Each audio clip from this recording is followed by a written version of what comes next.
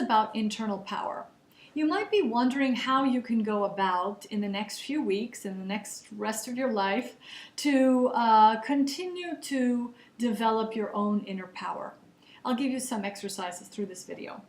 About vision. What is your purpose in life? What do you care about? What do you want to invest in? What do you want to achieve when you're at your deathbed? That's a very kind of interesting and very pragmatic exercise to think about. You're almost dead. What have you achieved? What have you spent your time doing? What have you invested in? So that can help you think about what you're ready to do now. Self-direction. Do you lead yourself or do you expect to be led by someone else? Are you led by your boss? Are you led by your parents? Are you led by someone you consider a hero? Are you led by external validation? You should get to know yourself and get to know what motivates you and what do you follow. Okay? When you start following yourself, it doesn't mean you suddenly become narcissistic or egoistic.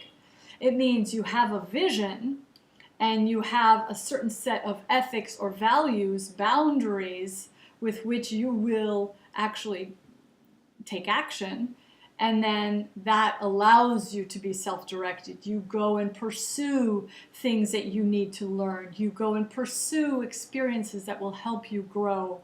You go and pursue or create ways to contribute or to have variety or to feel important in the way you contribute something that means something to you. Okay?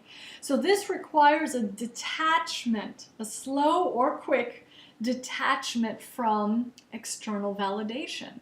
And we've said logically that the external validation doesn't even work anymore because we're in a globalized world where people come to the table with a lot of different perspectives, and so they throw out to you different expectations, and you will actually never be able to make everyone happy.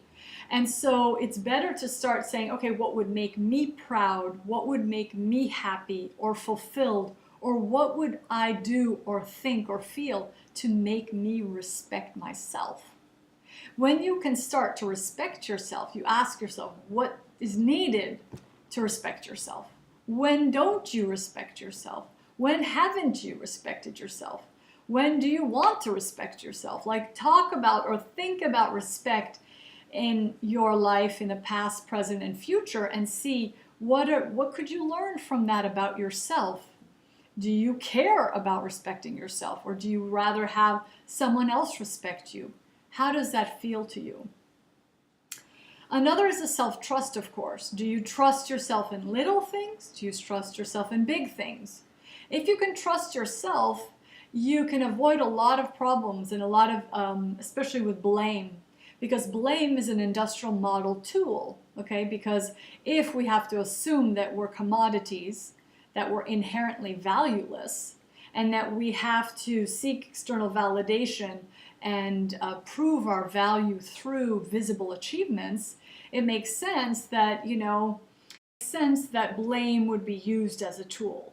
Okay, so if I cannot feel valuable, if I cannot handle the emotions that I might need to feel in making a mistake or in taking responsibility for something that happened, if I can't do that, I would automatically blame, so it makes sense. So when you trust yourself, you're able to know when blame is actually occurring. So somebody may say, well, you forgot. You signed this yesterday and you just didn't read it, so you forgot. And they could be blaming you when in fact you had read it and you had signed it and you do remember. And then you could come back to the discussion and say, hey, let's talk about what we're responsible for. Let's talk about what you are. So if somebody's playing that game in a merger and acquisition, and you're dealing with, hundreds of thousands of people who work for each company, it's quite a different, let's say, result than if you're talking about who ate the last piece of cake, right? So if you trust yourself, you're able to navigate that regardless of what happens. If you question yourself, you have no foundation. You have no sense of being stable when everything is changing, either with a discussion, with a negotiation, within an organization, even within San Francisco and the San Andreas Fault. Self-empathy, that's another way you build internal power, because if you're able to empathize with yourself, you're able to empathize with others.